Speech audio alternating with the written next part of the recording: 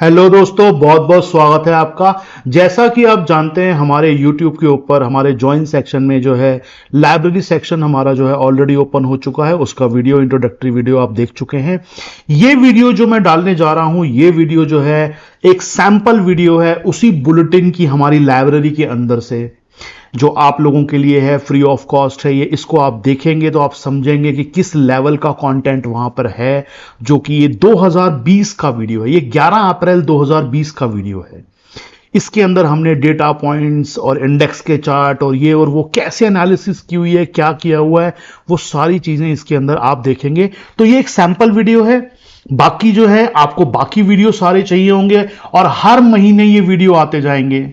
अप्रैल के वीडियो जो हैं वो अप्रैल में डल चुके हैं, वो डाल दिए गए हैं। मई के वीडियो मई में आएंगे, जून के वीडियो जून में आएंगे, जुलाई के वीडियो, मई 2020 के वीडियो, जून 2020 के वीडियो, जुलाई 2000, ऐसे हर महीने जो हैं वो वीडियो आपके पास आते जाएंगे। हर महीने के अप्रोक्सीमेटली 8 से 10 वीडियो होंगे, करीबन 12 से 13 घंटे का कंटेंट होगा। और प्राइस सब कुछ आपको पता है, 1999 है केवल आप लोगों के लिए। और केवल ये इंट्रोडक्टरी प्राइस है, जैसे मैंने बताया है। आने वाले 1-2 महीनों में हो सकता है इस प्राइस को हम लोग बढ़ा दें। तो इसलिए ये सैंपल वीडियो है, इसको देखिए और जानिए कि हमने बुलेटिन में उस समय, आज से 3 साल पहले क्या बातें की थी। उसको चार्ट से मिलाइए, देखिए और अपने आप जो है आपका डिसीजन लीजिए।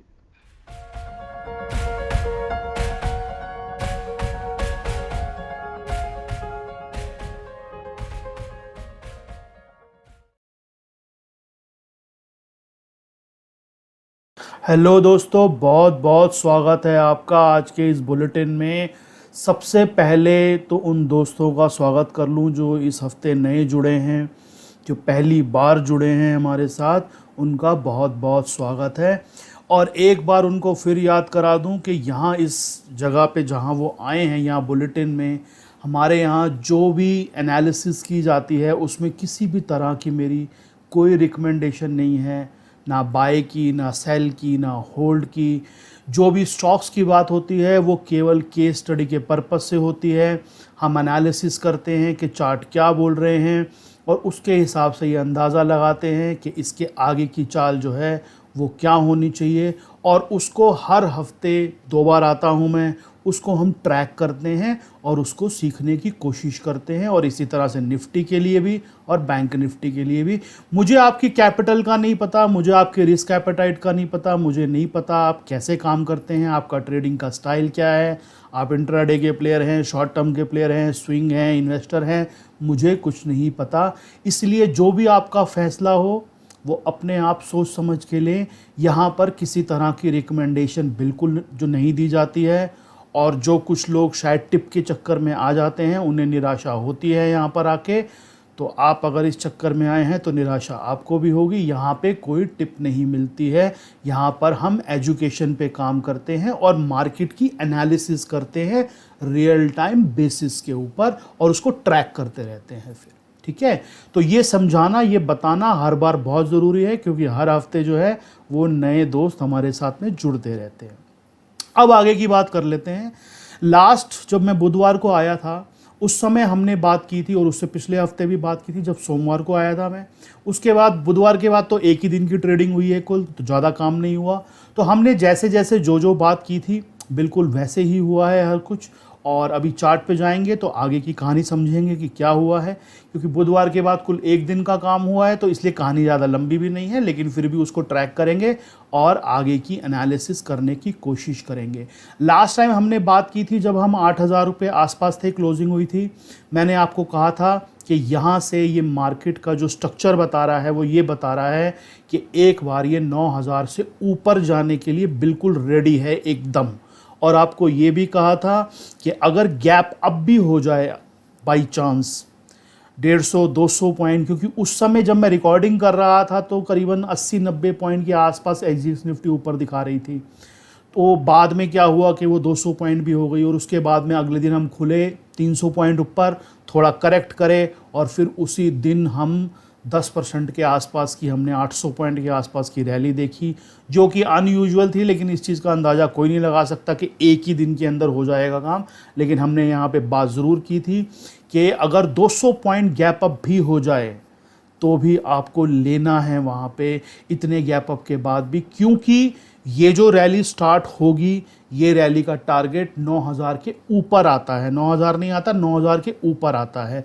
ये मैंने आपको बोला था। वहाँ पर हमने कुछ स्टॉक्स की बात भी की थी, आज भी चर्चा करेंगे उसकी। और हमने देखा कि वही सेक्टर सारे, वही स्टॉक सारे, फार्मा के और स्टील सेक्टर और ये सारे जितने भी हमने बात की थी, सब फर्स्ट क्लास चले। उसके बाद अभी भी चल रहे हैं। आगे की बात करेंगे दोस्तों चार्ट के ऊपर। सबसे पहले अपनी उस शीट पे चलते हैं।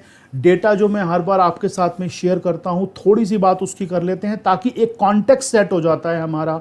जब हम आगे चलते हैं बात करने के लिए तो हमारे पास एक रेफरेंस होता है कि हम किस कॉन्टेक्स्ट में बात कर रहे हैं।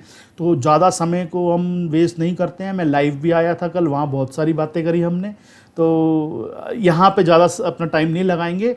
सीधा मैं उस शीट पे चलता हूँ, वहाँ पे बात करते हैं जो डेटा एनालिसिस हम हर हफ्ते कर रहे हैं हमारे वायरस महाराज जो हैं इनकी, और ये कैसे कैसे आगे बढ़ रहे हैं, क्या क्या हो रहा है उसकी एनालिसिस। और इसके अलावा कुछ इम्पॉर्टेंट जो डेटा पॉइंट जो हैं इस वीक में मेरे हाथ आए हैं उनकी एनालिसिस कर लेते हैं। उसके बाद हम आगे की बात करेंगे। तो चलते हैं अपनी शीट के ऊपर। ये आ गई है हमारी शीट। ये शीट के अंदर जैसे आप देख रहे हैं, ये आज सुबह का डेटा है, 8:06 के ऊपर अपडेट मैंने लिया हुआ है। 16,98,271 यानी 16,98,000 के आसपास पूरे वर्ल्ड में कंफर्म्ड केसेस इस समय मौजूद हैं, और जिसमें से 3,76,000 जो है ऑलरेडी ठीक हो चुके हैं, रिकवर हो चुके हैं, और 1 लाख से ऊपर की डेथ हो चुकी है पूरे वर्ल्ड के अंदर। तो यानी एक्टिव केसेस को अगर आप लगाएं तो ये करीबन पौने 5 लाख के आसपास जो हैं, इनको अगर हम बाहर निकाल देते हैं तो करीबन 11 साढ़े 11 लाख के आसपास एक्टिव केसेस जो हैं पूरे वर्ल्ड में हैं। लेकिन ज़्यादा हमें इम्पॉर्टेंट चीज़ जो है हमारे लिए ये है कि एक तो जो डेथ का रेशियो है वो ज़्यादा नहीं होना चाहिए, जो कि इटली के अंदर ज़्यादा दिख रहा है। इटली में आप देखेंगे 1,47,000 के आसपास टोटल केस हैं, और ये देखिए यहाँ पे 16,000 के आसपास जो हैं डेथ हो चुकी हैं। ऑलमोस्ट 9% के आसपास का डेथ रेशियो है, जो कि एक बहुत ही हायर साइड पे है। उसका कारण ये भी है कि वहाँ पे एजिड पॉपुलेशन जो है बहुत ज़्यादा है, 60-70 प्लस लोग जो हैं उनकी जो रेशियो है कंपैरेटिवली बहुत हायर साइड पे है। इसीलिए हो सकता है कि वहाँ पे डेथ की रेशियो जो है वो ज़्यादा है। तो ये एक स्पेसिफिक चीज़ है, एक देश की बात है खाली, इसीलिए मुझे लगता है इसके अंदर कोई ज़्यादा देखने वाली बात नहीं है। रिकवरी जो है, रिकवरी भी ठीक ठाक हो रही है हर देश के अंदर लगभग। यूएस के अंदर थोड़ी सी स्लो रिकवरी है, लेकिन बाकी जगह ठीक रिकवरी हो रही है। अब हम देख लेते हैं हमारे लिए सबसे इम्पॉर्टेंट दोस्तों क्या है कि डेटा की स्पीड कितनी है। जब तक ये फ्लैटन नहीं होगा डेटा, मतलब फ्लैट नहीं हो जाएगा, यानी नए केसेस जो आ रहे हैं उनकी रफ्तार जो है वो कम नहीं हो जाएगी, तब तक ये जो दिक्कत बनी रहेगी लंबे समय के लिए। तो वो रफ्तार जो है वो देखनी बहुत ज़रूरी है। लास्ट वीक में हमने देखा था, ये देखिए ये शीट आ रही है आपके सामने, कि ये एक स्पाइक लगी थी ऊपर, उसके बाद एक बार डाउन आ गए थे हम। इस वीक में हमने देखा कि लगभग हम नीचे ही रहे हैं, और एक बार ये ऊपर की तरफ, ये कल वाला जो बार आया है ये थोड़ा हायर साइड पे है। तो यानी कि फ्लैटन होने की तरफ कहीं ना कहीं बढ़ सकते हैं। अभी तक इस ग्राफ के हिसाब से ऐसा कोई इंडिकेशन नहीं आया है, लेकिन फ्लैटन होने की तरफ बढ़ सकते हैं। अगर हमने ये वाला जो बार है इसके ऊपर अगर हम नहीं गए तो चार्ट के हिसाब से एक बार हम नीचे की तरफ आना शुरू कर सकते हैं। कल जो ट्रम्प साहब हैं उन्होंने भी एक अपनी स्पीच दी, उन्होंने कहा कि यूएस में हम कहीं ना कहीं पीक के आसपास पहुंच रहे हैं। दोस्तों ये पीक के आसपास पहुंचने की इतनी इम्पोर्टेंस क्यों है, इसका मैं आपको एक रीज़न बता देता हूं। कोई भी इस तरह के जो महामारी होती है उसका एक ख़ास तरह का साइकिल होता है। एक बार वो पीक हो जाती है, उसके बाद वो नीचे की तरफ आना शुरू कर देती है। ये हिस्टोरिकली भी हुआ है प्रूव, और उसके अलावा हमने इस बार भी देखा कि जहाँ पे एक बार पीक हो गया, जैसे साउथ जो कोरिया के अंदर जो है एक बार पीक हुआ, वहाँ पे उसके बाद केसेस जो हैं ज़्यादा नहीं आए, उन्होंने काफ़ी हद तक उसको कंट्रोल कर लिया। ऐसे ही चाइना के अंदर भी हुआ, और चाइना तो अब जैसे सुनने में आ रहा है, हमने देखा भी, सबने देखा कि चाइना पूरी तरह से खुल गया। वो तो दिवाली मना रहे हैं वहाँ पर कि हाँ हमारा पूरी तरह से ओपनिंग हो गई और सब कुछ वहाँ पूरा कामकाज जो है वो दोबारा से चालू हो गया। तो चाइना ऑलमोस्ट पूरी तरह से रिकवर हो चुका है। अब डेटा में कितनी सच्चाई है कितनी नहीं, वो कहता है मेरे यहाँ 3000 डेथ हुई हैं, जो कि मानने वाली बात नहीं है। लेकिन अब उस बात का कोई इलाज भी नहीं है, प्रूव नहीं कर सकता। चाइना बहुत ही कंट्रोल्ड इकॉनमी है, वहाँ पर डेटा पूरा नहीं मिल पाता है। गूगल है नहीं वहाँ पे, फेसबुक है नहीं वहाँ पे, तो सब कुछ भी नहीं है वहाँ पे। तो इसलिए वो जो बोलेंगे उसको मानना ही पड़ेगा। तो कुल मिला के बात यह है कि चाइना की बात का डेटा छोड़ दें, लेकिन रिकवरी हो ही चुकी है वहाँ पे भी, और चाइना खुल ही चुका है लगभग। अब हम देख लेते हैं यहाँ इंडिया का जो डेटा है वो क्या है। इंडिया का डेटा आज सुबह तक जो है 7,600 जो केसेस हैं, टोटल कंफर्म्ड केसेस हैं, और इनके बढ़ने की स्पीड भी काफ़ी ज़्यादा ही है कंपैरेटिवली। और 774 जो हैं रिकवर हो चुके हैं इसके अंदर से, और 249 की डेथ हो चुकी है। यानी 1000 केसेस निकाल दो तो 6600 एक्टिव केसेस मौजूद हैं यहाँ पे अभी इंडिया में। और स्पीड जो है, ये स्पीड है इंडिया के जो डेटा इंक्रीमेंट की। बीच में एक ये बार देख रहे हैं आप, इसी दिन लगभग 1200 केसेस आए थे, उसके बाद में रोज़ 500-700 केसेस अभी भी ऐड हो रहे हैं। और ये इतने बड़े बड़े जो बार आए हैं, इन सब का कारण आप सबको पता है, हम ऑलरेडी उस बारे में अपना डिस्कस कर चुके हैं कि मेजर रीज़न जो है एक ही है। उस रीज़न को निकाल देते तो शायद हो सकता है अब हम रिकवर करने की कगार पे आ भी चुके होते, लेकिन अब जो हो गया उसको तो कोई पीछे नहीं ले जा सकता। तो डेटा तो यही बोल रहा है अभी कि अभी इंडिया में केसेस आ रहे हैं, धीरे धीरे खुल रहे हैं। हालांकि यहाँ का हेल्थ मिनिस्ट्री जो है वो भी ये बोल रही है कि अभी तक हम जो अपना कम्युनिटी ट्रांसमिशन जो है वहाँ पे उस स्टेज पे नहीं पहुँचे हैं, यानी कि ये ट्रैक करना भी मुश्किल हो जाए कि ये कोरोना किसको किससे हुआ है। अभी तक तो जितने भी केसेस आ रहे हैं वो सारे ट्रैक हो पा रहे हैं, मालूम चल रहा है कि इनका सोर्स क्या है। इसका मतलब कम्युनिटी ट्रांसमिशन वाली स्टेज अभी जो पूरी सामाजिक स्तर पे जिसको कहते हैं फैलने वाली जो अभी स्टेज है, वो हेल्थ मिनिस्ट्री के हिसाब से नहीं आई है। तो और ये एक अगली शीट देख लेते हैं, इसमें आपको यूएस की स्पीड दिखेगी।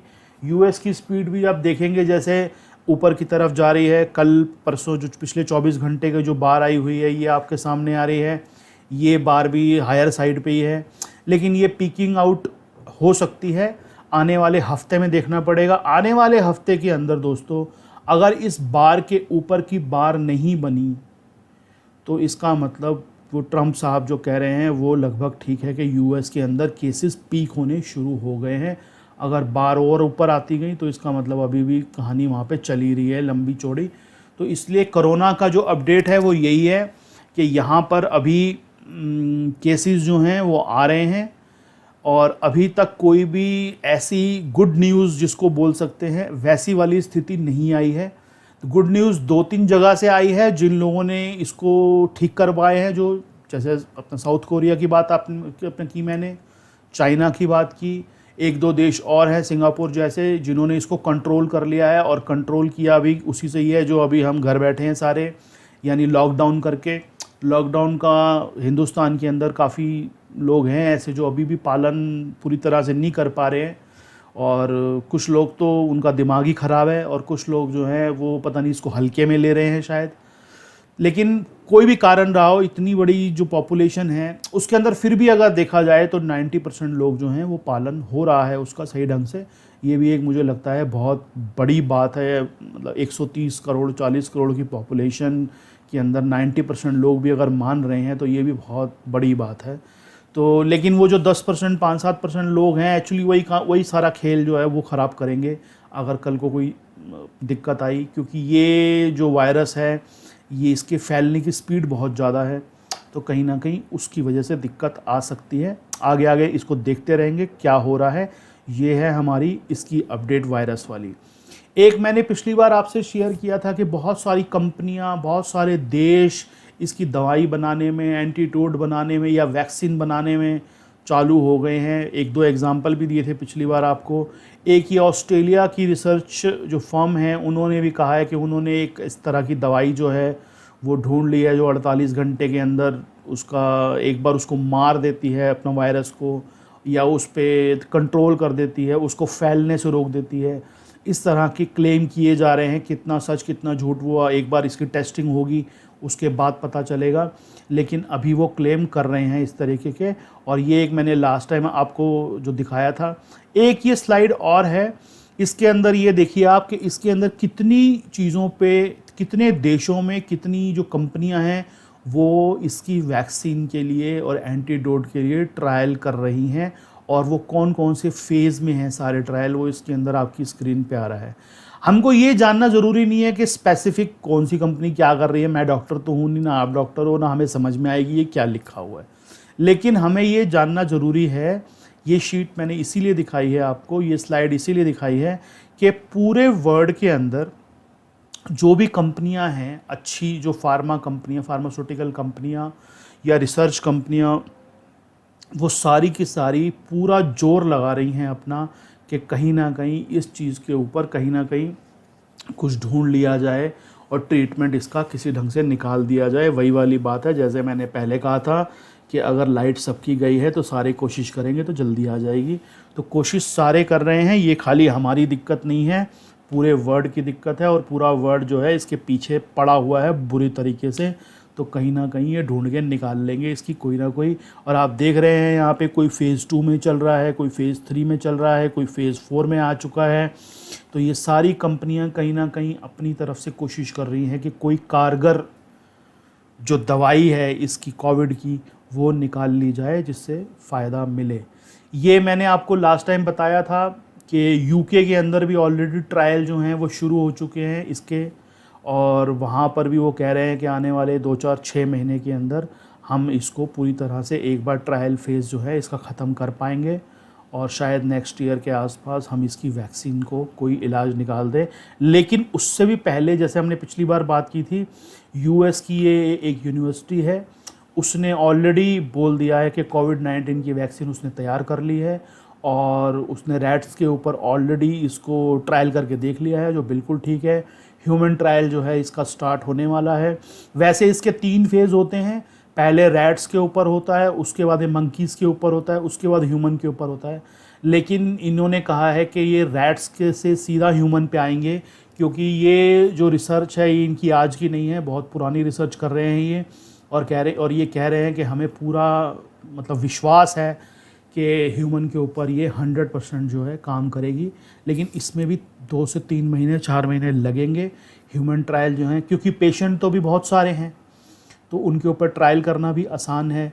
तो अभी उस पर ट्रायल करेंगे। ये एक वैक्सीन जैसे आप देख रहे हैं, एक ये छोटी सी चिप टाइप की जिसको आप बोलते हैं, ये आपकी बॉडी पे लग जाएगी। कोई इंजेक्शन नहीं है ये कि आपको इंजेक्शन दिया जाएगा, ये एक बॉडी पे लग जाएगी, और इसके अंदर जो दवाई है, जो केमिकल है, वो आपकी बॉडी के अंदर स्किन से जो है रिलीज़ होके और आपकी बॉडी के अंदर जाएंगे, और उसके लिए जो वायरस के लिए इम्यूनिटी पैदा करेंगे, ताकि अगली बार कभी वायरस का अटैक आपको होना हो या होने की संभावना हो तो आपकी बॉडी जो एंटीबॉडीज़ इससे क्रिएट करेगी वो उसको ऑटोमेटिक मार दे।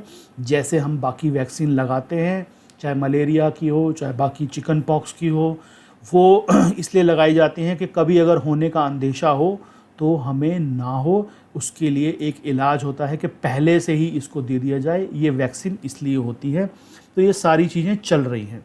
अब आ जाते हैं अपनी मार्केट के कुछ डेटा के ऊपर कि मार्केट का हमारा जो डेटा है वो किस तरह से बोल रहा है, या जो चीज़ें हमें चार्ट पे हमें भाव दिखता है सिर्फ, लेकिन आसपास भी हमारे बहुत कुछ हो रहा है। हमको उसको रिलेट करने के लिए कहीं ना कहीं कुछ डेटा ज़रूर शेयर करना पड़ता है, हमको देखना पड़ता है। पिछली बार भी मैंने कुछ आपके साथ में शेयर किया था डेटा, इस बार और शेयर कर रहा हूँ कुछ डेटा। ये सारी चीज़ें जो हैं इमीडिएटली असर नहीं डालती दोस्तों। ऐसा नहीं होगा कि इसका असर कल आना शुरू हो जाएगा, एक हफ्ते बाद आना शुरू हो जाएगा, लेकिन ये चीज़ें ब्रॉडर हमारे को पिक्चर देती हैं कि हम एग्जैक्टली क्या करें, या हम एग्जैक्टली खड़े कहाँ हैं, और हम जितनी बातें कर रहे हैं, कहानीबाजी कर रहे हैं जितनी, उसका एक्चुअली कोई मीन्स भी है या नहीं है। या हम जो देख रहे हैं, हम जो चार्ट पे देख रहे हैं वो किसी अलग दिशा में जा रहा है और ये किसी अलग दिशा में जा रही है, ऐसा तो नहीं है कहीं। तो इसलिए इस तरह के जो छोटे छोटे डेटा पॉइंट्स होते हैं उनको देखना बहुत ज़रूरी होता है। सबसे पहला जो डेटा पॉइंट है, एक तो ये अभी इस स्लाइड के अंदर आप देखेंगे लॉकडाउन वाली जो मैंने एक लगाया है स्लाइड आपके लिए, ये लॉकडाउन वाला जो स्लाइड है ये दिखाता है, ये मॉडलिंग की गई है एक्चुअली कि अगर लॉकडाउन जो है, जैसे अभी अपना सुनने में आ रहा है हमारे यहाँ पे 21 दिन में खुल जाएगा लॉकडाउन, बहुत सारे लोग कह रहे थे, लेकिन बिहेवियर जो बता रहा है उस ग्राउंड के ऊपर वो ऐसा लगता नहीं है। आज जो पीएम साहब हैं अपना उनकी मीटिंग भी है और आज शाम को शायद कुछ अनाउंस हो जाए कि लॉकडाउन की आगे की स्थिति क्या रहेगी, लेकिन 99% लॉकडाउन आगे बढ़ेगा और 2 हफ्ते के लिए तो अपना कम से कम बढ़ेगा, उसके बाद देखा जाएगा। ये चार्ट आपको बता रहा है कि अगर 21 दिन, पहले वाला ग्राफ देखिए आप, 21 दिन के बाद अगर लॉकडाउन खोल दिया जाता है किसी भी देश में, ये खाली इंडिया के लिए नहीं है, ये हर एक जगह के लिए, उसके बाद में वायरस की स्पीड कैसी हो जाती है। ये देखिए, ये जो स्टार्ट हुआ, इसको रीड कर पाना थोड़ा सा मुश्किल होगा क्योंकि ये इमेज थोड़ी ऐसी सी है, लेकिन आपको अपना समझा देता हूँ मैं। ये डेटा दिखा रहा है, ये लाइन जो दिखा रही है कि यहाँ जो वो वायरस का इशू आया उस समय लॉकडाउन अगर हो गया तो वायरस का इशू बैठ गया एकदम, लेकिन 21 दिन बाद अगर लॉकडाउन खोल दिया गया तो उसके बाद देखिए अब क्या हुआ। दूसरी इमेज बता रही है कि ये वायरस यहाँ तक पहुँचा, 21 दिन का लॉकडाउन हुआ, किसी भी देश में किसी भी जगह अगर उन्हें किया गया और लॉकडाउन पूरी तरह से ठीक हुआ 99% के आसपास, तो वायरस का जो प्रभाव है वो कम हो गया, लेकिन खोलते ही बढ़ना शुरू हो गया। फिर उसके बाद फिर से दोबारा 20-25 दिन का लॉकडाउन किया गया, करीबन 28 दिन का लॉकडाउन, फिर बैठना शुरू हो गया, लेकिन उसके बाद फिर थोड़ा सा ऊपर आना शुरू हो गया। ये जो अब तक जो डेटा पॉइंट आए हैं उनके आधार पे, चाइना का डेटा भी है इसके अंदर, बहुत सारे डेटा हैं। तीसरी वाली है 21 दिन, 28 दिन और उसके बाद फिर 5-10 दिन किया गया, वहाँ पे एक्चुअली पूरा कंटेन हुआ है ये, या सीधा ही अकेला 40 दिन 45 दिन का लॉकडाउन कर दिया गया। तो उस मतलब बीच में ये जो ओपन हुआ ना, ये जैसे ओपन हुआ है बीच में, आप देख रहे हैं दोनों में, इस ओपन होने के कारण ये इसकी एकदम रफ्तार जो है ऊपर जानी शुरू हो गई। तो यहाँ पर जो है वो करीबन डेज़ 50 डेज़ के आसपास है और ये 40 डेज़, तो 40 डेज़ के अंदर ही पूरा का पूरा ये बैठ जाता है। तो आप समझ लीजिए कि अब 21 दिन का लॉकडाउन हम देख चुके हैं, इंडिया में नंबर अभी इतने नहीं हैं, तो मोटा मोटी आप ये मान लीजिए कि 2 हफ्ते और तो कम से कम है, और उसके बाद भी 1 हफ्ता अगर जाएगा आगे तो जाएगा, नहीं तो 2 हफ्ते में मतलब 30 अप्रैल 31 अप्रैल तक हो सकता है स्थितियां जो हैं काफ़ी हद तक काबू में आ जाएं। ये जो मॉडलिंग है, ये जो चार्ट है वो यही बता रहा है कि लगभग 45 के आसपास डेज़ लगते हैं अगर लॉकडाउन ठीक तरह से काम करे तो ये वायरस जो है कहीं ना कहीं इसको आप हरा सकते हो, ये मॉडलिंग बता रही है इसकी। एक जो अब इम्पॉर्टेंट जो डेटा पॉइंट है वो ये है कि ये जैसे पिछली बार हमने बात की थी लास्ट 1-2 बार में कि यूएस ने बहुत बड़ा पैसा जो है वो सिस्टम में डाला है। अब उससे यूएस की बैलेंस शीट ख़राब हो गई है, ये तो मानने वाली बात है, उनकी पहले ही ख़राब है बैलेंस शीट, लेकिन उनकी और ख़राब हो जाएगी, ये इसमें कोई मतलब इसमें दो राय नहीं है। लेकिन पैसा तो पैसा होता है, वो कहीं से भी आए कैसे भी आए, यूएस पे असर नहीं डालेगा तो बाहर असर डालेगा, कहीं ना कहीं कुछ और बढ़ेगा। तो ये यूएस के अंदर दिखा रहा है कि यूएस ने Q4 के अंदर जो वहाँ पे बॉन्ड परचेजिंग जो कहते हैं, मतलब मॉर्टगेज बैक्ड जो बाइंग होती है, वो उसकी जो रफ्तार है वो दिखा रहे हैं Q4 के अंदर पहले से ही इतनी ऊपर उन्होंने सीधी मतलब ये दिखाया है इन्होंने कि Q1 के अंदर कैसे रही रफ्तार, Q2 के अंदर कैसी रही रफ्तार, Q3 के अंदर, और Q4 यानी ये क्वार्टर जो चल रहा है जनवरी फरवरी मार्च, लास्ट क्वार्टर के अंदर जो है किस तरह की जो है वो परचेज़ उन्होंने करी है, यानी उन्होंने कितना भारी भरकम पैसा सिस्टम में डाला है, जो कि कहीं ना कहीं तो जाएगा वो पैसा। अब 0% इंटरेस्ट रेट है तो उसके वो पैसा करेगा क्या, उसको तो कहीं ना कहीं कोई जगह चाहिए।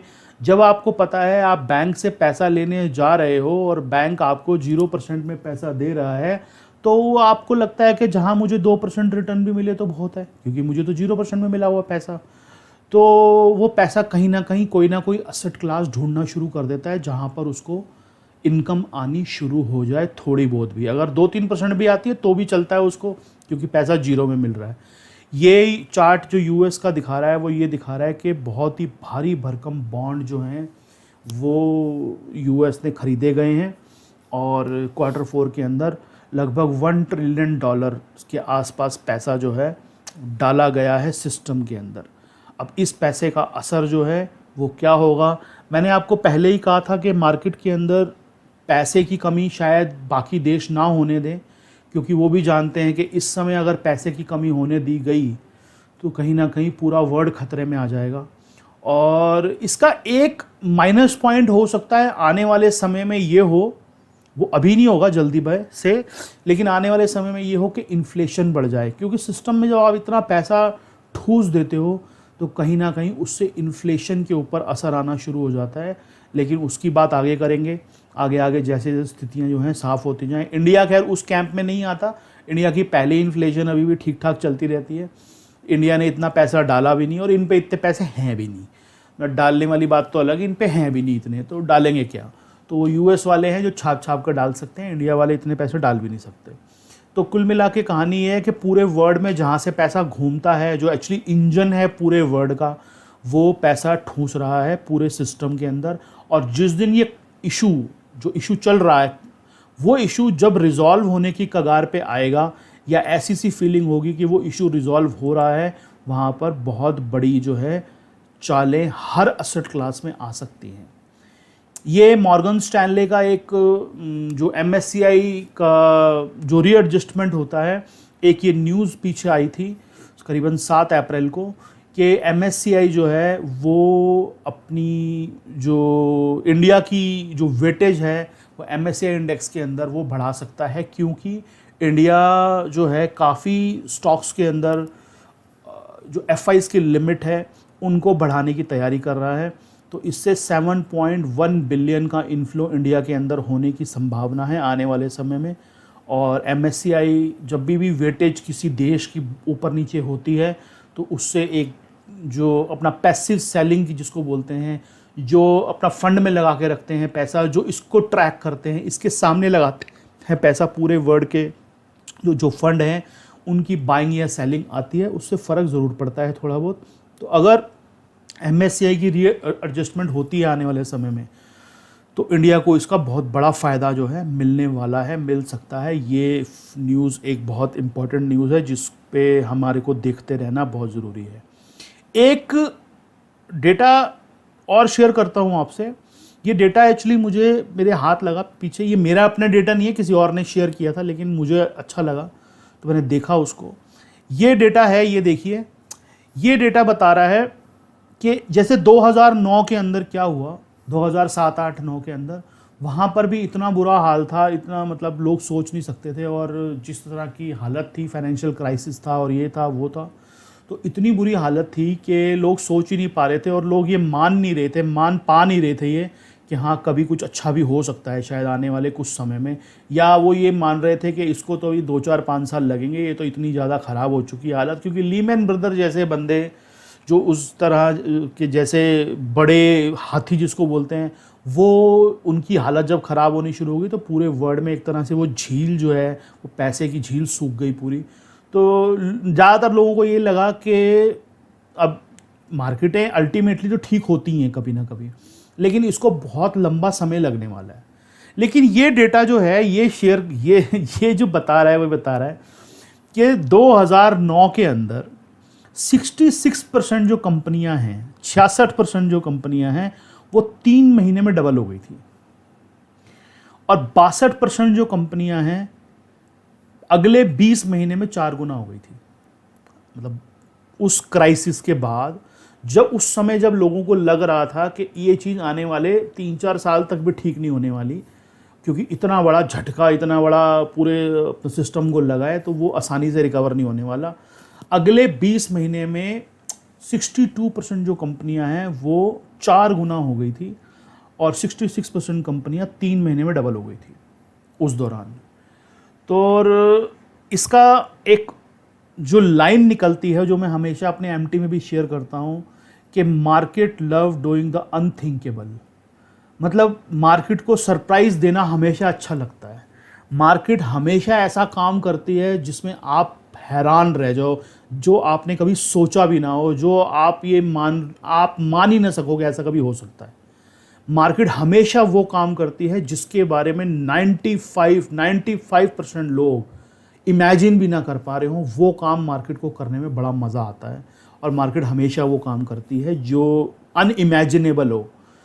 इसीलिए और अब इसी साइकोलॉजी को, इसी सिस्टम को, इसी सोच को अगर हम आज की डेट में अप्लाई करना स्टार्ट करते हैं, हम ये देखते हैं कि और ऐसा ज़रूरी नहीं कि हर बार ऐसा होता है। ये साइकोलॉजिकल पॉइंट है। ऐसा ज़रूरी नहीं कि हर बार ऐसा होता है, लेकिन ज़्यादातर पिछले हिस्टोरिकली आप जाएंगे हमेशा ऐसा पाया गया है कि मार्केट्स जो हैं वो काम करती हैं जो आपने कभी सोचा भी ना हो। मतलब ये तो आप मानेंगे कि मार्केट हर समय जो है वो काम करती है जो आपने कभी सोचा भी ना हो। अब येस बैंक किसी ने सोचा नहीं था 400 रुपये के ऊपर कि किस दिन 20 रुपये का या 5 रुपये का भी आ जाएगा। मतलब अनथिंकेबल चीज़ें करती है मार्केट।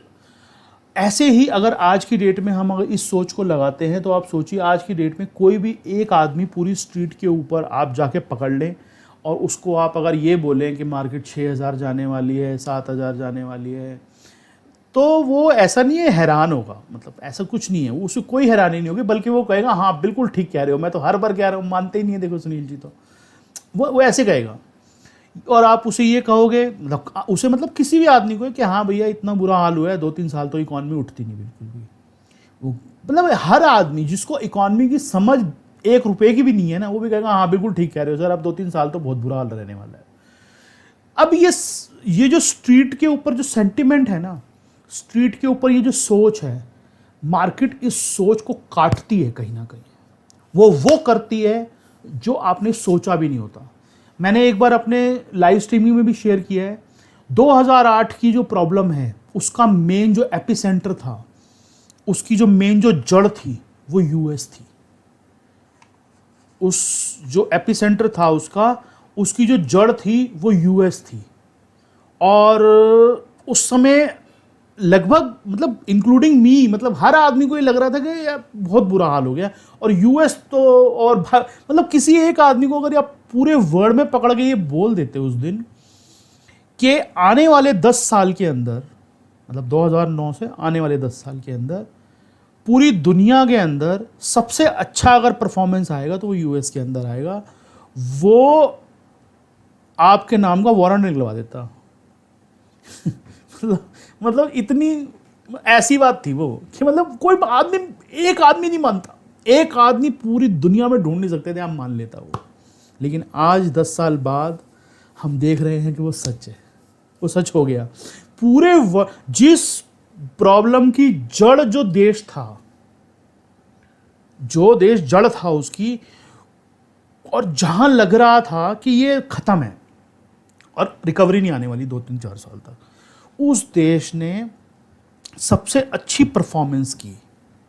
और सबसे मजे की बात, जिन पे कोई असर नहीं आया, जिनका कोई लेना देना नहीं था, जिनका कोई दूर दूर तक बात नहीं थी जिनकी, उन्होंने कोई परफॉर्मेंस नहीं दी पिछले 10 साल में। ये है मार्केट, ऐसे काम करती है मार्केट। तो मार्केट जो है वो बिल्कुल अजीब तरह का एनिमल है। वो लॉजिक्स पे, यहाँ पे वहाँ पे नहीं चलता, वो कुछ और ही सोचता है, कुछ और ही चलता है, उसका दिमाग किसी और ही तरीके का है। तो हमको ना थोड़ा सा हिस्टोरिकली भी देखना बहुत ज़रूरी है। और ऐसा अक्सर हर बार हुआ है। 83-84 के अंदर जापान जो है वो नंबर 1 इकॉनमी थी, और कोई आदमी बोलता था कि 10-15-20 साल तक जापान की मार्केट परफॉर्म ही नहीं करेगी। तो एक आदमी पूरी स्ट्रीट पे ऐसा नहीं था जो मान लेता इस बात को। लेकिन आज हम जाके जब देखते हैं, अब तो सब हो गया है ना, अब टाइम मशीन में जब पीछे जाओगे तो आपको पता चलेगा हाँ 20 साल जापान ने परफॉर्मेंस नहीं दी। तो मार्केटें ऐसी चलती हैं, मार्केटें ऐसे काम करती हैं। ये सब बातें दोस्तों मैं आपके साथ शेयर इसलिए कर रहा हूँ कि हमारे डिसीजंस लेने में ये सब छोटे छोटे पॉइंट बहुत इंपॉर्टेंट रहते हैं, चाहे इनका डायरेक्टली कोई रिलेशन ना हो, लेकिन ये पॉइंट बहुत इंपॉर्टेंट होते हैं। इसी से जुड़ा हुआ एक पॉइंट आपको और दिखाता हूँ। ये देखिए, ये पॉइंट एक आ रहा है, ये देखिए, ये है इस मार्च 2020, मतलब इस महीने जो लास्ट महीना गया है, मार्च 2020 का जो है मंथ, उसके अंदर पूरे वर्ल्ड की परफॉर्मेंस और इस साल की, पहले साल की 1 तारीख से लेकर और 7 तारीख तक का डेटा है ये, मतलब आज से 4 दिन पहले तक का। ये भी किसी ने शेयर किया था तो मुझे लगा अच्छा तो मैं आपके लिए ले आया। मेरा इसमें कोई योगदान नहीं है कि मैंने इकट्ठा किया, ऐसा कुछ नहीं है।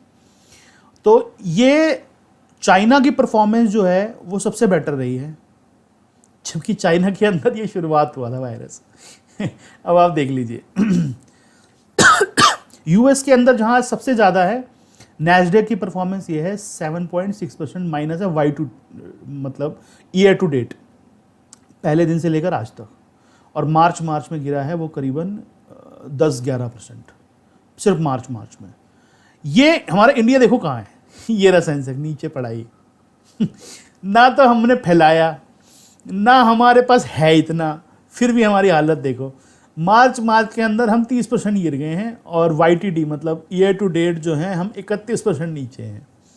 ना तो हमारे फैलाने में कोई हमारा हाथ है, ना हमारे पास इतने ज़्यादा लोग हैं अभी, और फिर भी हमारी हालत देखो। तो और ब्राज़ील, जिसके अंदर ना तो इतने नंबर हैं, इतने अभी नंबर उसके बहुत नीचे हैं, नंबर ब्राज़ील के देखो तो है ही नहीं नंबर।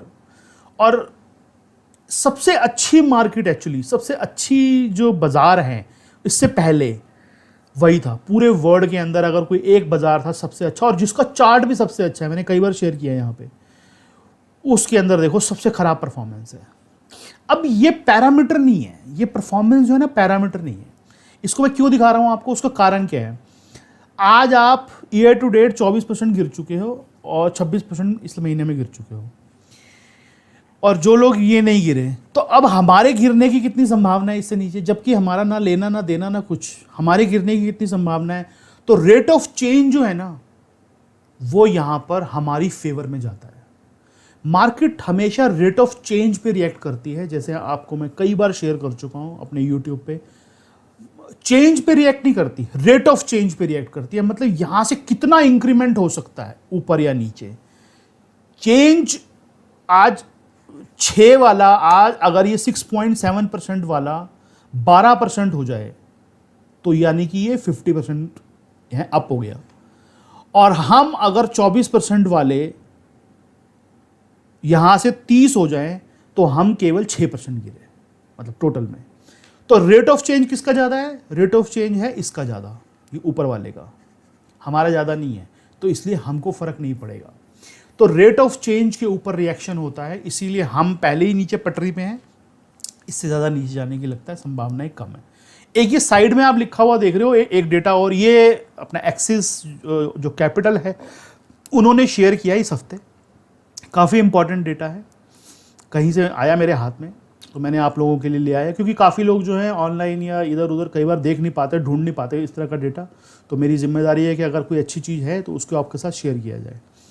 ये लिखा है ऑटो सेक्टर की 18 कंपनियां एक्सक्लूडिंग टाटा मोटर, यानी टाटा मोटर को अगर बाहर निकाल दो, 18 कंपनियों का टोटल कर लो अगर आप, तो वो हिंदुस्तान लीवर से नीचे है मार्केट कैपिटलाइजेशन, अकेले हिंदुस्तान लीवर से नीचे है। और एबिटा और पैट जो है, जबकि उन 18 कंपनियों का एबिटा और पैट जो है 4 से 4.5 गुना है HUL के। यानी कि इसका मतलब यह है कि हिंदुस्तान लीवर का जितना एबिटा और पैट है, उसका 4 गुना उन ऑटो कंपनियों का है ऑलरेडी। और उनको टोटल कर दो सबको, उनकी मार्केट कैपिटलाइजेशन अकेले HUL के बराबर है, उससे नीचे हो चुकी है। और बैलेंस शीट के अंदर अगर आप देखो तो नेट कैश, मतलब जो कैश इन हैंड जिसको आप बोलते हो, कैश इन हैंड जो है 7 गुना है HUL से, इन ऑटो 18 जो ऑटो कंपनियों का। क्या बैलेंस शीट में कैश 7 गुना है, 7 गुना से ज़्यादा। पैट जो है ऑलरेडी 4.5 गुना है। और मार्केट कैपिटलाइजेशन अकेले HUL से 18 कंपनियों की कम हो चुकी है।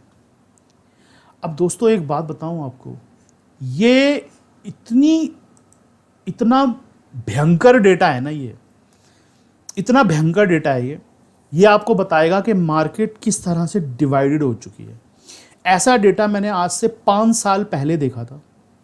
5 साल पहले उस समय अकेले सन फार्मा, उस समय फार्मा सेक्टर के बड़ी धूम मचता है, अकेला सन फार्मा अगर आप बेच दो, उसके अंदर आपको सारे के सारे बैंक आ जाते, मतलब HDFC बैंक को, 1-2 बैंकों को ऊपर के छोड़ के लगभग जितने हिंदुस्तान में बैंक है सारे आ जाते। आप खाली एक सन फार्मा को बेच दो अगर, तो ये इनबैलेंस है।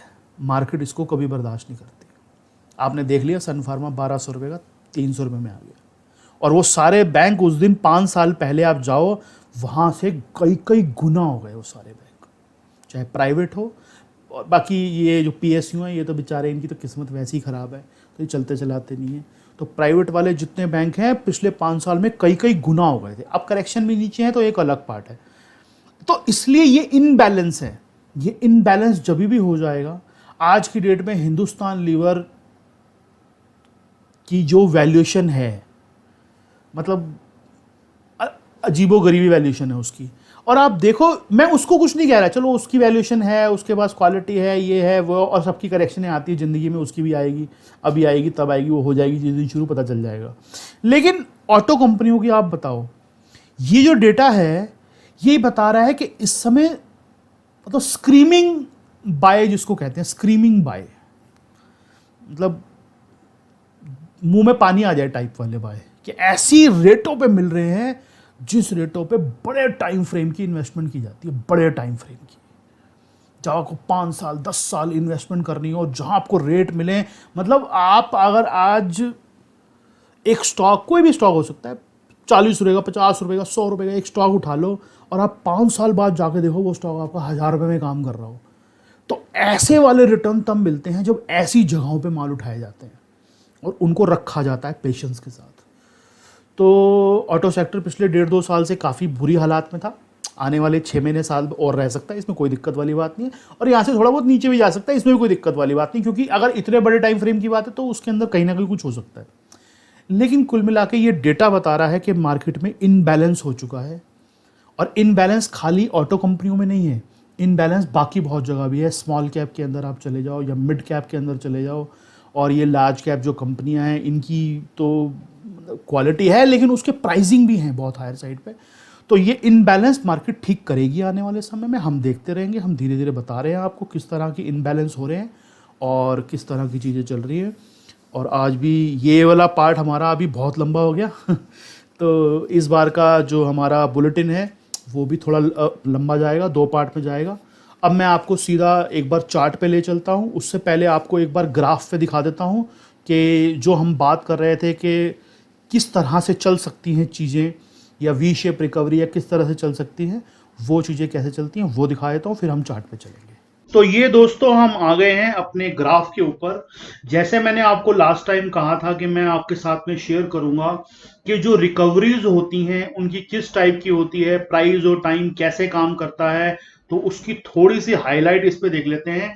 ज्यादातर लोगों को ये डाउट रहता है या उनको ये आइडिया होता है कि रिकवरी के अंदर टाइम और प्राइस, जैसे हम भी, हमारे एमटी में भी लोग आते हैं, हम भी वहां पे उनको यही सिखाते हैं कि प्राइस और टाइम दोनों होना चाहिए, लेकिन उसके अंदर किस किस टाइप के हो सकते हैं वो जानना भी बहुत जरूरी है। जैसे नॉर्मल जो टाइप होता है वो इस टाइप की होती है रिकवरी।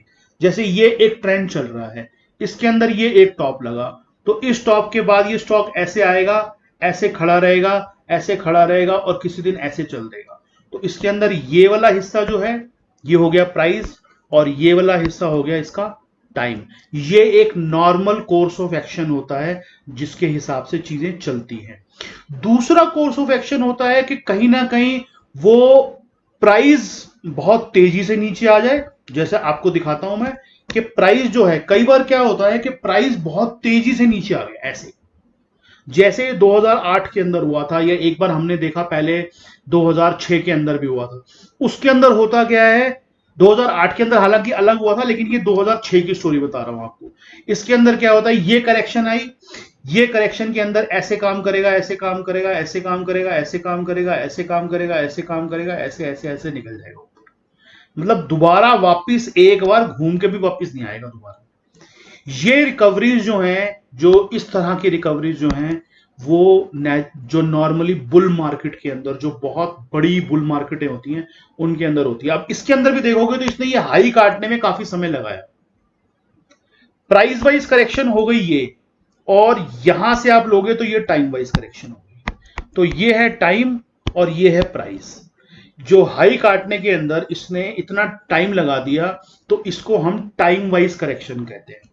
तीसरी तरह की जो करेक्शन है, तीसरी तरह की करेक्शन वो दिखा देता हूं आपको। वो करेक्शन जो है वो इस टाइप की होती है, जैसे कि 2008 में हुई थी।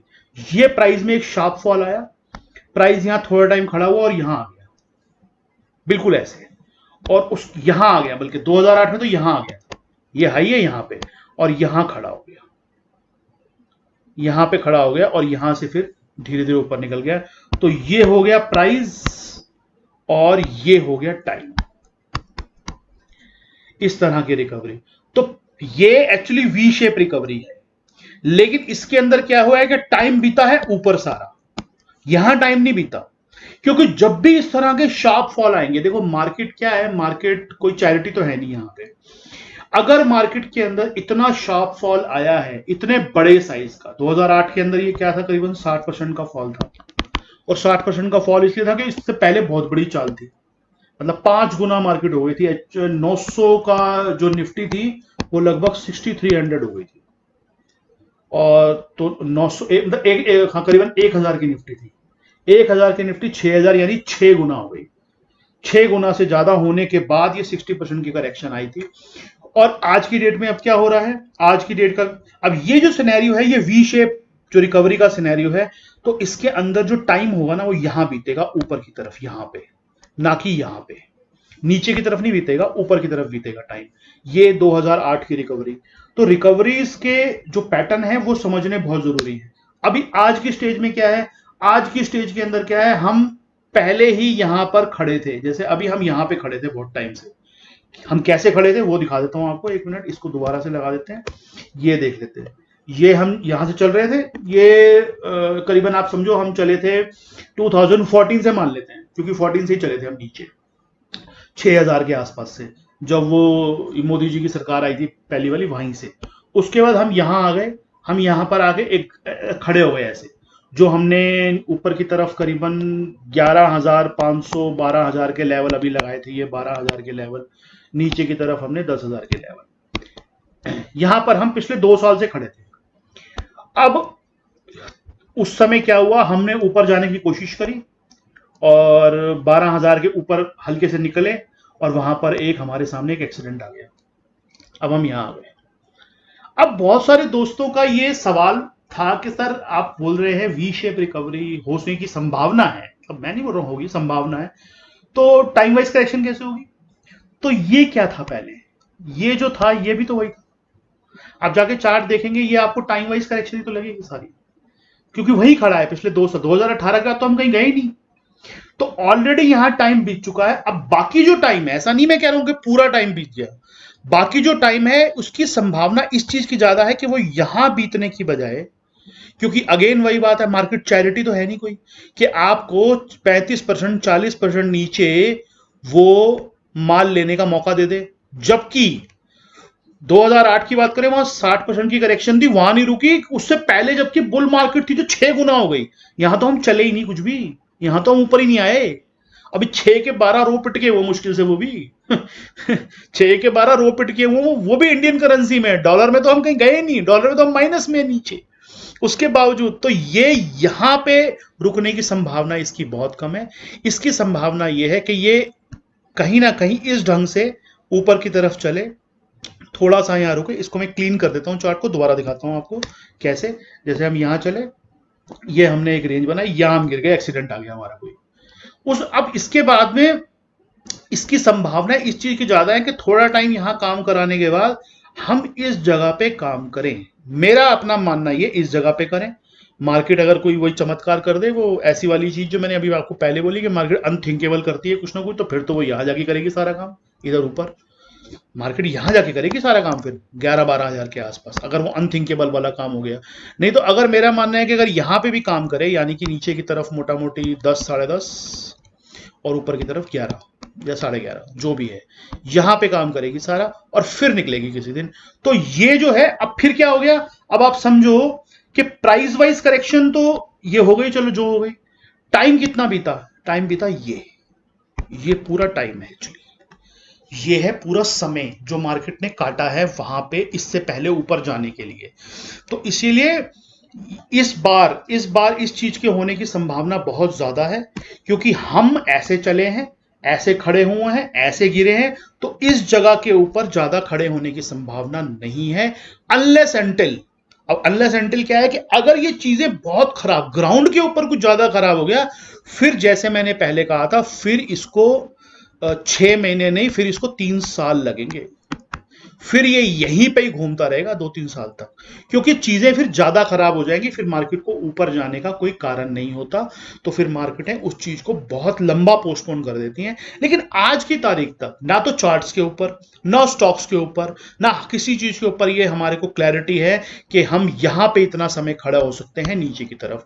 ऐसी सी संभावना लग रही है कि हम या तो यहां पे या फिर यहां पे कहीं पे भी जाके ऊपर थोड़ा टाइम खड़े होंगे, मे भी 6 महीने 8 महीने, उसके बाद हम निकल जाएंगे धीरे धीरे धीरे धीरे करके ऊपर, और मार्केट इस जगह के ऊपर किसी को लेने का मौका नहीं देगी, ये मेरा अपना मानना है। बाकी आगे आगे जैसे जैसे चीजें बढ़ती हैं उसको हम देखते रहेंगे और आगे आपसे बात करते रहेंगे। तो अब चलते हैं अपने चार्ट पे निफ्टी के, और वहां देखते हैं ये चीजें कैसे काम कर रही है। तो दोस्तों, आपने देखा कि हमने किस ढंग से इसको ग्राफ पे देखा और टाइम वाइज करेक्शन और प्राइस वाइज करेक्शन को हमने पूरा असेस करने की कोशिश की। मेरे जो दोस्त पूछ रहे थे कि सर हमें एक बार वो समझा दो जो आप बोलना चाह रहे हो, तो मुझे लगता है उनके सबके जवाब मिल गए होंगे और उनको ये भी समझ में आ गया होगा बहुत सारे लोगों को, हम इस प्लेटफॉर्म के ऊपर, जो मैं इसको कहता हूँ ये प्रीमियम प्लेटफॉर्म है, इसके ऊपर किस तरह की इन्फॉर्मेशन या नॉलेज जो भी थोड़ी बहुत मेरे पास है उसको मैं आप लोगों के साथ शेयर करता हूँ, और इसी तरह से ये यात्रा चलती रहेगी हमारी। अब हम सीधा चार्ट पे चलते हैं अपने, और अपने चार्ट पे जाके देखते हैं कि क्या गड़बड़ झाला हो रहा है वहाँ पे और क्या सारा ड्रामाबाजी चल रही है। ये हम चार्ट के ऊपर आ गए हैं दोस्तों, ये आपके सामने आ रहा है, ये निफ्टी का चार्ट है, ये निफ्टी का चार्ट आ गया आपके सामने, आप इसको देख पा रहे होंगे। ये निफ्टी का चार्ट, जैसे हमने बुधवार को जब बात की थी तो मैंने आपको ये कहा था, ये जो कैंडल है इसको ज़्यादातर लोग जो हैं ये मानेंगे कि ये बेरिश कैंडल है, लेकिन ये बेरिश कैंडल नहीं है, और यहाँ पे अभी इसके ऊपर की संभावनाएं बनी हुई हैं। बुधवार को मैंने आपको कहा था कि अभी हमारे ऊपर की चाल बनी हुई है। हालांकि बुधवार को मैंने ये भी कहा था कि एक बार हम थोड़ा सा नीचे की तरफ आ सकते हैं, लेकिन मार्केट है, उसका कुछ देख नहीं सकते, बोल नहीं सकते, और उसके मैं आपको समझा देता हूँ एक्चुअली कि हुआ क्या है उस दिन। हम ये छोटे चार्ट पे आ गए, हम ये 10 मिनट्स के चार्ट पे हैं, 15 मिनट कर देते हैं इसको, ये 15 मिनट के चार्ट पे आ गए हैं हम यहाँ पे थे उस दिन, और मैंने आपसे ये कहा था हम एक बार ऊपर जाके, अभी भी वो वीडियो आपके पास है, मैंने आपको कहा था हम एक बार 9,000 के आसपास जाएंगे और वहाँ से हम नीचे दोबारा 8,700 के आसपास आ सकते हैं। तो मार्केट 9,000 के आसपास और वहाँ से ऊपर की तरफ गई है 9,100 के आसपास। मेरा मानना ये था 8,970 से 9,000 के आसपास हम यहाँ आएंगे। मार्केट वहीं खुली, खड़ी भी हुई वहाँ पे, लेकिन जाते जाते जो है वो थोड़ा सा ऊपर चलेगी, एक्सपायरी का दिन था। अब ये जो पैटर्न बना है, ये कौन सा पैटर्न है? ये पैटर्न भी वही है। जैसे मैंने लास्ट टाइम आपको बताया था कि ये हमने एक ट्रेंड शुरू किया था, ये एक इम्पल्स है पूरी, यानी 1 2 3 4 एंड 5, ये पूरी इम्पल्स है और ये उसकी करेक्शन चल रही है सारी, और इसकी करेक्शन 3 स्टेप में होनी चाहिए, ए, बी और सी। तो इसने ए बना दिया, बी इसका यहाँ पे ख़त्म होना चाहिए था अगर ये नॉर्मल बी होता। अगर अब ये थोड़ा ऊपर चला गया है तो इसका मतलब, अब इलियट जो लोग नहीं समझते हैं उनको मैं नहीं समझा पाऊंगा इतना मतलब उसमें डिटेल में, लेकिन आपको ये बता देता हूँ कि ये भी करेक्शन का ही पार्ट है। ये जो बी वेव ऊपर जाती है ये यहाँ तक भी जा सकती है, इसके ऊपर भी जा सकती है अगर जाना चाहे तो। लेकिन बी वेव, जिसको ये बी वेव बोलते हैं, ये जितनी स्ट्रांग होती जाएगी, स्ट्रांग का मतलब इसका साइज जो है जितना ज्यादा होता जाएगा उतना जो है ये संभावना ज्यादा होती जाएगी कि ये वाला लो नहीं कटेगा। अब जिस हिसाब से ये बना हुआ है पैटर्न, अगर कल हम इसके ऊपर निकल जाएं, थोड़ा सा भी अगर ऊपर निकल जाएं या बराबर भी आ गए हम तो खाली, तो अब इस चीज की संभावनाएं 95% हो चुकी हैं कि अब की जो करेक्शन होगी उसमें 8700 का लो नहीं कटेगा, क्योंकि ये ए, बी और सी, इसको बोलते हैं फ्लैट करेक्शन। अब करेक्शन के इलियट में बहुत सारे पैटर्न होते हैं, उसमें से एक करेक्शन है ये। पिछली बार जो मैंने आपको बात की थी, जो मुझे लग रहा था, वो करेक्शन होती है जिगजैग करेक्शन, यानी ए बी बनता है इससे ए से नीचे और सी बनता है इसके नीचे, इस एरिया के नीचे बनेगा सी। लेकिन मार्केट ने सोच रखा है उसको 8700 के नीचे नहीं जाना है, तो उसने बी स्ट्रांग कर दी। तो बी अभी तक भी पूरी स्ट्रांग नहीं हुई है, बी स्ट्रांग होगी अगर ये 9300 पे चला जाएगा, 9250 9300 चला जाएगा तो बी सुपर स्ट्रांग हो जाएगी। तब जो करेक्शन होगी वो खत्म हो जाएगी यहीं पे कहीं पे, वापस जो घूम के आएगा 8800 पे खत्म कर देगा ये करेक्शन। तो अब हमारे को सोमवार को, क्योंकि सोमवार के बाद फिर एक दिन की छुट्टी आ रही है, ट्यूसडे की भी छुट्टी है, अगला हफ्ता भी छोटा हफ्ता है, 4 दिन का हफ्ता है कुल। तो अब हमारे को सोमवार को देखना है मार्केट का बिहेवियर कैसा रहता है।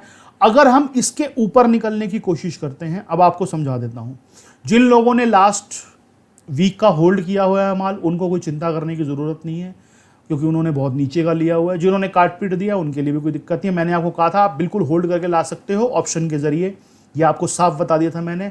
अगर कोई अपने पास रखना चाहता है तो मतलब ऑप्शन के ज़रिए रख सकता है, क्योंकि अभी ये मूव ऊपर का ख़त्म नहीं हुआ है। क्यों ख़त्म नहीं हुआ, उसका कारण है कि हमने ये एक मूव लिया, ये पूरा इंपल्स था मूव 1 2 3 4 5, उसकी एक हमने पूरी करेक्शन की जिसको ए बी सी करेक्शन बोलते हैं, ए बी सी, ये सी वेव बनी यहाँ पे। इसके बाद अब ये इसकी ऊपर की लेग चल रही है जो कि इसकी फाइनल लेग है। अगर ये पूरा बाउंस है तो, अगर ये पूरा बाउंस है तो इसकी फाइनल लेग है ये।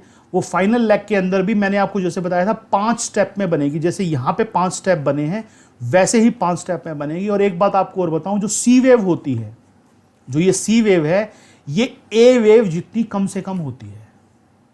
मतलब जो सी वेव है जो इस तरह की करेक्टिव मूव में आएगी वो मिनिमम ए वेव जितनी जरूर होगी। ए वेव कितनी बनी थी हमारी, ए वेव बनी थी 7500 से 9000, तो ये है लगभग 1500 पॉइंट, लगभग क्या 1500 पॉइंट की है। तो हमारी जो सी वेव है वो भी 1500 पॉइंट की बनेगी, यानी 8000 से 1500 पॉइंट, मतलब 9500 400 के आसपास, जो मैं आपको शुरू से कहता आ रहा हूँ कि वहाँ तक हमने एक बार जाना है, उसके आसपास कहीं ना कहीं हम जाएंगे। तो ये ए वेव जितनी बनेगी सी वेव, अभी हमने इसका एक लेग पूरी की है, दूसरी लेग में है हम, उसके बाद तीसरी लेग बनेगी, फिर चौथी लेग बनेगी, फिर पांचवी लेग बनेगी। लेकिन इसको देख के ऐसा लग रहा है कि इसकी एक लेग जो है, ये पहली वाली जो लेग है, सबसे बड़ी बन चुकी है।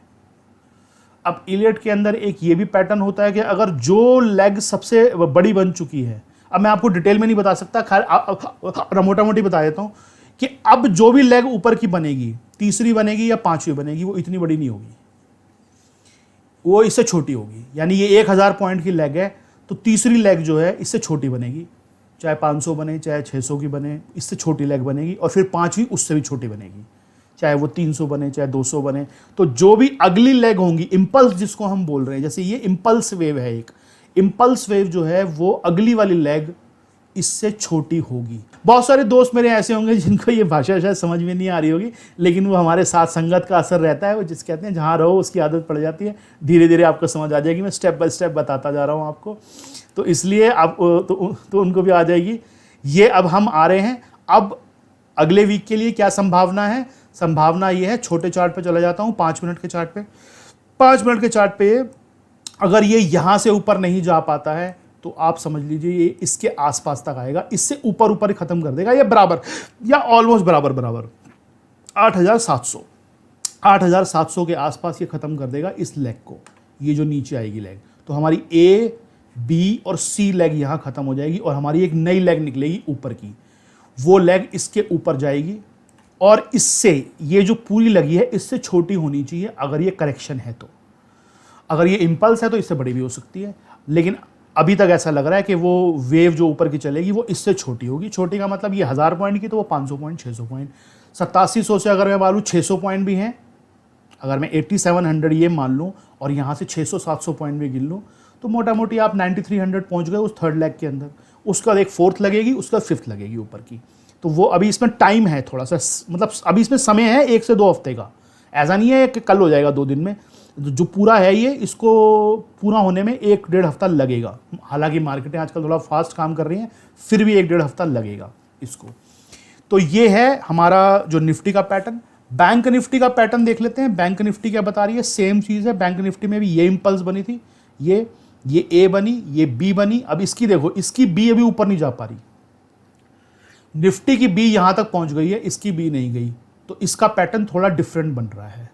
ये एक्चुअली ये हो सकता है इससे थोड़ा सा, अगर यहीं से गिर गया तो इससे नीचे भी आ जाए थोड़ा सा, ज़्यादा नहीं आ सकता क्योंकि इसकी बी भी बहुत ऊपर पहुंच चुकी है।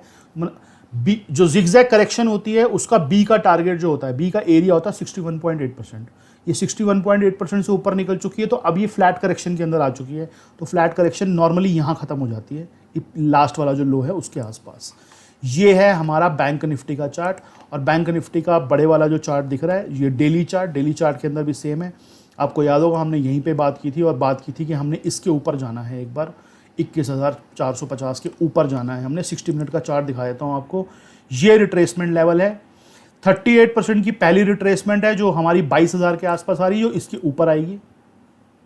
ठीक है, और एक्चुअली आप देखो तो ये वीक इसलिए भी ज़्यादा है, निफ्टी तो इससे ऊपर ऑलरेडी निकल चुकी है। निफ्टी पिछले वाले हाई से जो 9,000 का लगाया था उससे ऑलरेडी ऊपर निकल चुकी है, लेकिन बैंक निफ्टी अभी तक नहीं निकली। तो बैंक निफ्टी के अंदर वीकनेस है। लेकिन वीकनेस के अलावा मैं आपको एक और बताऊं कि जो चाल आएगी ना, क्योंकि ये जो करेक्टिव मूव होते हैं इनके अंदर ब्रॉडर पिक्चर के जो वीकनेस है उनको नहीं देखा जाता। अब इस जगह से लेकर एक्चुअली बैंक निफ्टी में ज़्यादा चाल आएगी, क्योंकि इसको करेक्शन पूरी करनी है अपनी। तो यहां से बैंक निफ्टी के अंदर चाल ज़्यादा आएगी और कंपैरेटिवली जो निफ्टी के अंदर चाल कम आई, कंपैरेटिवली ऐसा लग रहा है देख के। तो इसलिए आप बैंक निफ्टी को देखते रहे। बैंक निफ्टी के अंदर पहला टारगेट जो है हमारा एरिया वो 22,200, और अगर एक्सटेंड हुआ तो फिर वहाँ भी एक्सटेंड होगा, निफ्टी में भी, इसमें भी एक्सटेंड होगा। और वो एक्सटेंशन का जो एरिया है वो लगभग ये 50% की रिट्रेसमेंट 23,800 यहाँ तक का तो एक बार अंदाज़ा है। और अगर मैं यही रिट्रेसमेंट जो है अपना निफ्टी पे भी लगा दूँ, वो दिखा देता हूँ आपको कि निफ्टी के ऊपर ये रिट्रेसमेंट कहाँ जा रही है हमारी। निफ्टी के ऊपर ये रिट्रेसमेंट हमारी 38% की जा रही है, लगभग वही 9,300, और 50% जा रही है 9,850। 9,850 के आसपास हम उस कंडीशन में जा सकते हैं कि जब हमारी थर्ड लेग जो है वो लगभग इसके बराबर बने, ये इसके बराबर, ये पहली लेग के बराबर। मतलब जैसे ये 1000 पॉइंट की तो वो 900 पॉइंट की बन जाए। थोड़ी छोटी तो बनेगी वो, ऐसा तो मुश्किल है कि इससे भी ऊपर बन जाए अभी के फिलहाल चार्ट स्ट्रक्चर को देखते हुए। तो अगर वो 900-800 पॉइंट की बन गई तो पांचवी लेग जो है 500-600 पॉइंट की बननी है। तो कहीं ना कहीं हम थोड़े बहुत ऊपर नीचे आते आते 9,800 तक पहुंच जाएंगे। तो ये अभी तक का फिलहाल इस पूरे जो करेक्शन का लास्ट एरिया जो है वो लगभग 9,800 है। अगर ये सारा का सारा करेक्शन है, तो मैं बार बार ये वर्ड यूज़ कर रहा हूँ, अगर ये सारी की सारी करेक्शन है तो 9,800। और अगर ये नई इम्पल्स शुरू हो चुकी है जिसका अभी तक कोई संकेत नहीं है, मैं आपको बताऊं अभी तक कोई संकेत नहीं है, अगर ये इम्पल्स शुरू हो चुकी है तो फिर तो ये वही वो जो मैंने आपको दिखाया कि ये ऊपर जाके खड़ा कर देगा कहीं और ऊपर जाके आएगा। लेकिन मेरा चार्ट देखने का जो तरीका है वो अभी तक ऐसा नहीं दिख रहा। एक बार इसको यहाँ कंप्लीट करके एक बार दोबारा वापस आना है इसी जोन में, दोबारा 8,000, 8,8100, 8200 एक बार ऊपर का कंप्लीट करके और यहाँ पे वापस मारेगा। वहाँ देखना पड़ेगा कि ये क्या करता है। तो वो आगे उसकी बात कर लेंगे, लेकिन अभी तक ये है।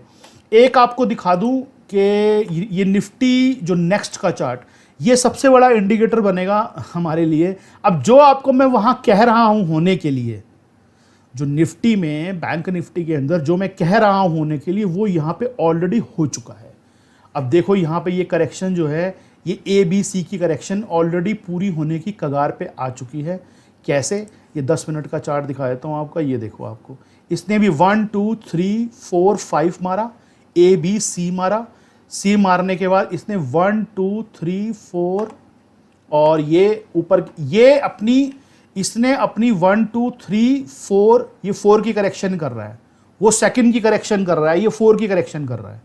अब इसमें दोनों में डिफरेंस समझो, इसने अपनी 1 और 2 लेग यही मार दी और जबकि निफ्टी ने अपनी सेकंड लेग नहीं मारी। तो इसकी जब यहां पे थर्ड लेग लगी तो निफ्टी की वहां सेकंड लेग लगी है, मतलब पहली लेग लगी और ये दूसरी, तो ये अपनी फोर्थ जो लेग की करेक्शन में है और फोर्थ लेग की करेक्शन में भी ये इससे ऊपर निकल गया। इसका मतलब ये फ्लैट करेक्शन करेगा, इसका मतलब ये है कि ये इससे ऊपर ऊपर खत्म कर देगा अपनी करेक्शन, इस एरिया से ऊपर ऊपर कहीं पे भी 22,000 के ऊपर ऊपर। 22 अभी 22,900 चल रहा है, तो अपनी जो करेक्शन है ये पूरी इससे ऊपर ऊपर कहीं भी ये खत्म कर देगा। तो अगर यहाँ निफ्टी में फॉल आया, इसमें भी फॉल आएगा, बैंक निफ्टी, क्योंकि सारे के सारे करेक्टिव फेज में चल रहे हैं। उसके बाद इसकी एक लेग ऊपर की रह गई है, यानी निफ्टी जो नेक्स्ट है, जूनियर निफ्टी इसको कहते हैं, उसकी एक लेग ऊपर की रह गई है और निफ्टी की 2 लेग ऊपर की रह गई हैं, बैंक निफ्टी की भी 2 लेग ऊपर की रह गई हैं। अब इसी तरह से स्मॉल कैप इंडेक्स देख लेते हैं। स्मॉल कैप इंडेक्स देखेंगे, इसके अंदर भी क्या हुआ है, ये एक इंपल्स चली और ये करेक्टिव। इसने क्या किया है, इसने भी निफ्टी की तरह सेकंड मारी है। अभी ये सेकंड में चल रहा है और सेकंड में देखो ये स्ट्रॉन्ग बी बना दिया इसने, ये इसके 161.8% के आसपास पहुंच गया, स्ट्रॉन्ग बी बना दिया, 138.2 के आसपास है अभी, स्ट्रॉन्ग बी बना दी इसने। स्ट्रॉन्ग बी का मतलब ये है कि इसकी इससे ऊपर खत्म होगी, अब ये इस यहां तक भी नहीं जाएगा, ये स्ट्रॉन्ग बी है, तो ये इसकी करेक्शन यहाँ ख़त्म हो जाएगी कहीं ना कहीं 3700 3680 के आसपास।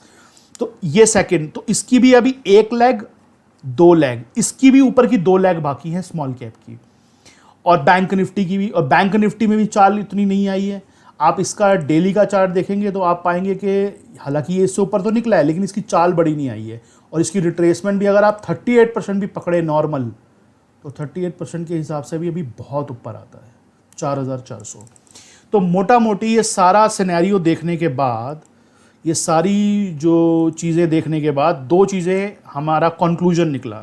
पहला कंक्लूजन क्या निकला कि निफ्टी के अंदर हमको एक बार पहला एरिया 9,400 और दूसरा एरिया 9,800 9,400 के आसपास देखेंगे। हर हफ्ते ही आता हूँ, 2 बार आता हूँ आपके पास, देखते रहेंगे उसको। वहाँ देखेंगे कि कैसा हो रहा है माहौल उसका, उसके ऊपर जाने की संभावना हो रही है नहीं हो रही। और इस पूरी करेक्टिव जो पीरियड है इसको कम से कम अगला हफ्ता और हो सकता है उससे अगला हफ्ता या थोड़ा उसका पार्ट करीबन 1.5 हफ्ता के आसपास, और अगले हफ्ते क्योंकि एक दिन तो है ही नहीं, छुट्टी है, तो अगले हफ्ते भी हो सकता है, उसके अगले हफ्ते भी हो सकता है, चलता रहे ये खेल। तो करीबन 1.5 हफ्ते के आसपास ये चल सकता है पूरा खेल, और 9,400 और 9,800 यहाँ तक जा सकते हैं। बैंक निफ्टी के अंदर जो देखा हमने, बैंक निफ्टी के अंदर हमने देखा कि हम पहले एक बार 22,000 के आसपास जा सकते हैं, और अगर वहाँ से एक्सटेंड हुआ तो 24,000 के आसपास जा सकते हैं, 2,000 पॉइंट ऊपर। तो इसी तरह से अब हमारे को ये, और स्मॉल कैप इंडेक्स के अंदर हम ज़्यादा ऊपर जा सकते हैं। तो अब कंक्लूजन क्या निकला कि निफ्टी की चाल बाकी है, लेकिन अब की जो निफ्टी की चाल ऊपर की आएगी उसमें आउट परफॉर्म कौन करेगा, स्मॉल कैप इंडेक्स और बैंक निफ्टी। बैंकिंग के जो स्टॉक हैं वो आउट परफॉर्म करेंगे बाकी लोगों को।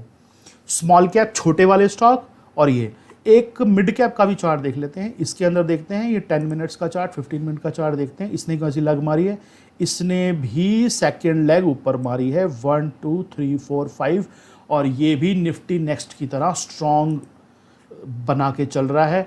तो तीनों लोग जो, यानी कि अब इस सब का कंक्लूजन अगर आप समझ गए हैं तो मुझे लगता है बहुत सारे मेरे सारे इंटेलिजेंट स्टूडेंट समझ गए होंगे। निफ्टी के जो स्टॉक हैं, 50 स्टॉक निफ्टी के, उनमें कंपैरेटिवली जिनकी वेटेज ज़्यादा है उनमें कंपैरेटिवली मूव कम आएगा। निफ्टी जूनियर के अंदर मूव कम आएगा थोड़ा सा, जो मतलब जो सेकंड लाइन स्टॉक होते हैं उनमें मूव जो है वो कम आएगा, लेकिन मेजर मूव आएगा बैंक निफ्टी, स्मॉल कैप और मिड कैप इंडेक्स के अंदर। ये है अगले आने वाले हफ्ते की स्टोरी सारी की सारी, कि निफ्टी के जो स्टॉक हैं उसमें मूव कंपैरेटिवली कम आएगा, उसमें बैलेंसिंग हो सकती है कि 4 स्टॉक नीचे 5 स्टॉक ऊपर, जो हल्के वाले स्टॉक है थोड़े से जिनमें बहुत ज़्यादा ओवरसोल्ड कंडीशन है वो चलते रहे, और उसके अलावा सब कुछ ठंडा रहे। तो ये दोस्तों आ गए हैं हम अपनी शीट के ऊपर। ये इस हफ्ते की शीट है आपके सामने। ये पिछली बार हमने अपना संभावना का जो अपना मीटर है हमारा, उसके अंदर 40% मैंने हिस्सा दिया था बुल साइड को, और आपने देख लिया कि हमारा 40% हिस्सा वो किस ढंग से काम किया। साइडवेज को हमने दिया था 25%, यानी कि 20-25% साइडवेज रहने की संभावना है। उसमें हमने आखिरी दिन में देखा हम रेंज बाउंड भी थे। बियर को सिर्फ 15 था, और ये बहुत बड़ा बियर और बहुत बड़ा बुल तो 10-10% चल ही रहे हैं, क्योंकि इतनी बड़ी चाल नीचे की आ चुकी है। तो अब इतनी बड़ी चाल ऊपर की या उतनी बड़ी चाल नीचे की अभी फ़िलहाल आने की संभावना नहीं है, लेकिन 10-10% चांस फिर भी उसके रहते हैं। तो और ये हमारा लास्ट वीक का था। इस वीक के अंदर क्या चेंज आया है इसके अंदर? इस वीक के अंदर आया है कि बुलिश साइड अभी भी पूरा बना हुआ है, 35% संभावना है, लेकिन साइडवेज भी 30% संभावना हो चुकी है। पिछली बार 25 थी। क्यों हुआ है ऐसा? ऐसा इसलिए हुआ है क्योंकि अब जो ऊपर की साइड बनेगी वो रुकते रुकते बनेगी, क्योंकि हमने मेजर मूव 1000 पॉइंट का मूव तो एक झटके में ले लिया। अब ऊपर की चाल जो आएगी वो रुकते रुकते आएगी, यानी कि उसके अंदर कहीं ना कहीं एक ठहराव पाएंगे आप, और उसके अंदर ऐसा नहीं होगा 1000 पॉइंट का मूव, उसके अंदर 200 पॉइंट आए फिर गिरे, मतलब एक दिन आया फिर रुके फिर ऐसे चलते रहेंगे कहीं ना कहीं, और उतार चढ़ाव रहेगा। तो साइडवेज भी रहेगी मार्केट, लेकिन बायस्ड है उसका वो बुलिश साइड में रहेगा। मतलब उसका जो रुझान है, रुझान उसका तेजी की तरफ रहेगा, लेकिन साइडवेज भी बीच बीच में रहेगी। ये हमारा अप्रैल का मैंने आपको बताया था, टोटल 45% साइडवेज, 25% बुल साइड था, यानी बुलिश साइड में साइडवेज का मतलब एक महीने का चार्ट देखें तो एक्चुअली है तो हम रेंज में ही 9100 और 8000, तो मोटा मोटी तो हम रेंज में ही हैं। तो इसीलिए साइडवेज, क्योंकि कोई ऐसा नहीं अभी दिख रहा चार्ट पे कि हाँ ऊपर का वो ट्रेंड शुरू हो गया हो बड़े वाला, ऐसा नहीं दिख रहा, तो हम उसको साइडवेज ही कहेंगे। लेकिन उसमें भी रुझान जो है वो तेजी की तरफ रहेगा अप्रैल साइड के, अप्रैल के काफ़ी हद तक मतलब अब 11 तारीख तो हो गई, अगले 1.5 हफ्ते की बात तो हमने ऑलरेडी करी है कि कैसे कैसे हो सकता है।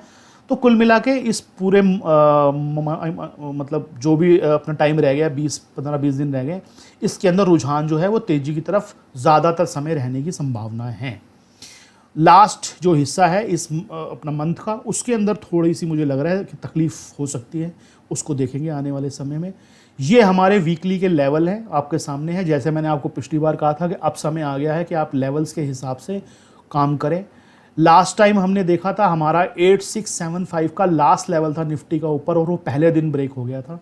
और मैंने आपको ये कहा था कि अगर ये लेवल हफ्ते के शुरुआती दिनों में ब्रेक हो जाए तो पूरा हफ्ता उसके नीचे नहीं आएंगे हम। पूरे हफ्ते में खैर दिन भी 3 ही थे, लेकिन हम उसके नीचे नहीं आएंगे, और वही हुआ। 8675 के ऊपर हम जो क्रॉस हुए उसके बाद हम उसके नीचे नहीं आए। हमने जो करेक्शन करी वो भी 8700 भी ख़त्म हो गई, और उसके नीचे हम नहीं आए। ये हमारे लास्ट जो फाइनल लेवल होते हैं उनकी बहुत बड़ी इंपॉर्टेंस होती है, उनको ध्यान रखना है।